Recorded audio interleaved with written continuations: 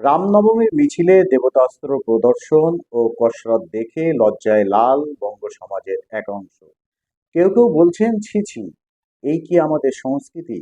সমাজ মাধ্যমে পোস্টগুলো দেখে আমার প্রতিক্রিয়া, আহারে, লজ্জাবতী সমাজ। বলতে পারো কোন কোন জায়গায় তোমার লজ্জা লেগেছে? ফ্ল্যাশব্যাক।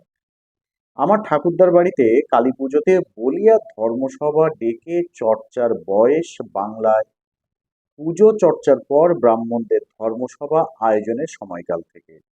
দেশভাগের আগে ও পরে বর্তমান অবক্ষয় আর বিকৃত মস্তিষ্কের উদ্ভট রাজনৈতিক প্যাচে পড়ার পরও চর্চা চলমান।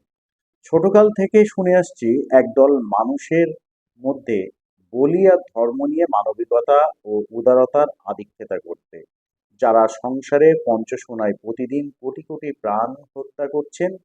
দোকানে গেলে চিকেন পকোড়া, অনুষ্ঠান বাড়িতে গেলে লেগ পিস, আর আর্থিক জাত বজায় রাখতে মাটন ছাড়া চলেন না, সেই তাহারাই বলির বড্ড বিরোধিতা করেন।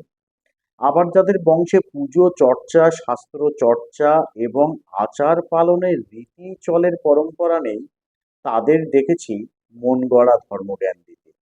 যা হোক, আর এক শ্রেণী আছে যারা শিক্ষিত, অথচ রিলিজিয়ন অর্থ ধর্ম বলেন, বোঝেন, মন্ত্র উচ্চারণের রীতি নিয়মে আচমন যারা জানেন না, করেন না, সেই সব পদবীধারীদের মধ্যে ধর্মজ্ঞান এবং ধর্ম প্রশ্ন মাঝে মধ্যেই শুনে আসে।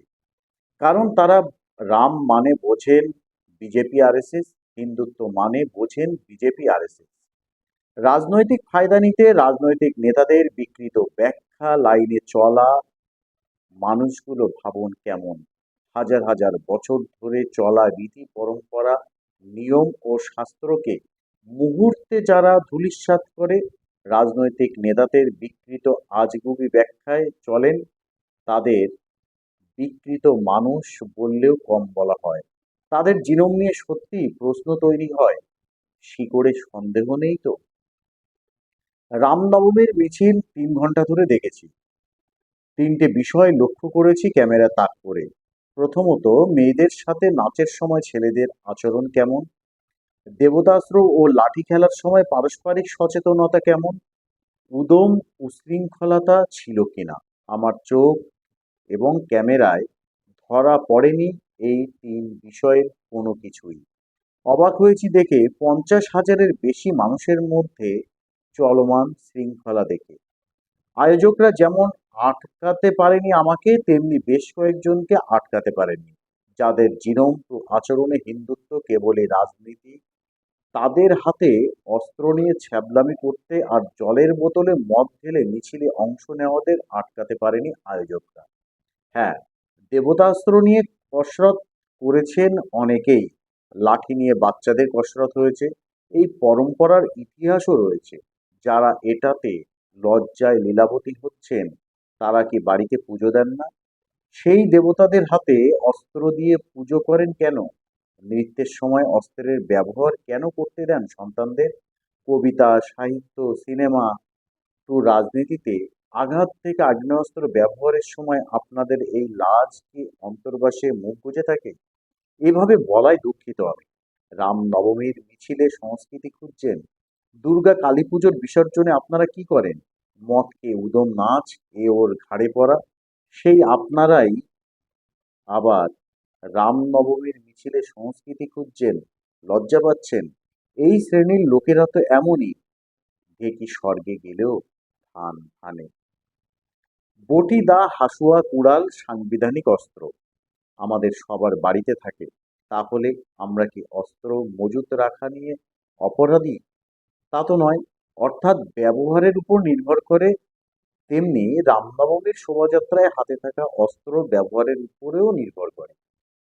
বাংলার লাজপতিরা ছিছি ননির থেকেও জঘন্য।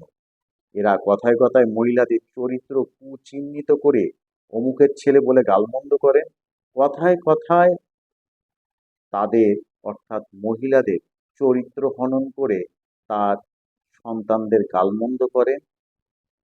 বিরোধী মহিলাদের মারধর করতে যারা অভ্যস্ত, নিজের দল থেকে বিরোধী দলের প্রাণ নিয়ে যারা ছিনিমিনি খেলেন, তাদের মুখে সংস্কৃতি, লাজ লজ্জা শুনলে ননির গান মনে পড়ে নাকি? বলুন তো। বঙ্গ সংস্কৃতির লাজবতীদের লজ্জা হলো নোয়া নোয়া, অর্থাৎ উড়িয়া ভাষায় একটা গানের শব্দ নোয়া, অর্থাৎ নতুন। যারা ভাতার 200 টাকার জন্য জাত পরিবর্তন করে, তোলাবাজি শিল্প করতে, যে সমাজের যে রাজনৈতিক দলগুলোর সদস্যরা লিওনার্দো দা ভিঞ্চি হন, দুর্নীতিতে রত্নাকর অসুখদের মিশ্রণ যাদের মধ্যে, তাদের মুখে বঙ্গ সংস্কৃতির লজ্জা সত্যিই মানায় কি? আর যদি মানায় তাহলে সেই লজ্জা চরিত্রহীন নয় কি? বাই দ্য ওয়ে, রামনবমীর শোভাযাত্রা শেষে এক হিন্দু যেমন আমাকে বললেন, বলুন তো জয় শ্রীরাম। জয় শ্রীরাম বলার পর রামায়ণের কূটনীতি থেকে রাজনীতি নিয়ে 3টে প্রশ্ন করেছিলাম। তিনি উত্তর দিতে পারেননি। বললাম, হঠাৎ হিন্দু হলে যা হয় তাই হয়েছে। বিজেপির পশ্চিমবঙ্গ রাজ্য সভাপতি তথা কেন্দ্রীয় মন্ত্রী সুকান্ত মজুমদার এই রামনবমীর মিছিলে অংশ নিয়ে বলেছেন, মহরমের তলোয়ার সেকুলার আর রামনবমীর অস্ত্র সাম্প্রদায়িক, আমি এটা মানি না। মহরম সব মুসলিম পালন করেন না, অনেক ইসলামিক বিশ্লেষক অনেক রকম ব্যাখ্যাও দিয়েছেন।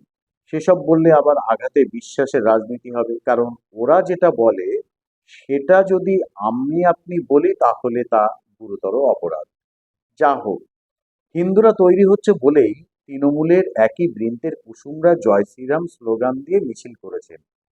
সংবাদ মাধ্যমে আমরা সেই ছবিও দেখেছি, প্রতিবেদনও দেখেছি। তৃণমূলের সমস্যা হলো, নজরুলের একই বৃন্তের দুটি কুসুমের সঠিক ব্যাখ্যা তারা হয় জানে না, আর যারা জানে তারা ইচ্ছা করে করে না। তাদের রাজনৈতিক ব্যাখ্যা নিয়ে আমার কোনো বিরোধিতা নেই। ধর্মবিশ্বাসকে টুপি যদি পরায় এবং যেভাবে পরানো হচ্ছে তার বিরোধিতা আছে। গুজরাটি বদমাশ গান্ধী দেখুন, তিনি রাম সীতা নিয়ে একটি গান গাইছেন এবং সেই গানের মধ্যেও আছে শব্দ ঢুকিয়ে দিয়ে বিকৃত করা। এই গুজরাটি বদমাশ গান্ধীর গান কেউ গাইতে পারে, কিন্তু বাধ্য করাতে বা ধর্ম পরম্পরা হিসেবে চাপিয়ে দিতে পারে না। সে অধিকার তারা রাখে না, এখতিয়ারও নেই। এটা করতে গেলে এখন যেমন ঢোক গিলে রামনাম করতে হচ্ছে, তেমনি 2030 সালের পর বামের মতো সুদ সমেত শূন্য হতে হবে।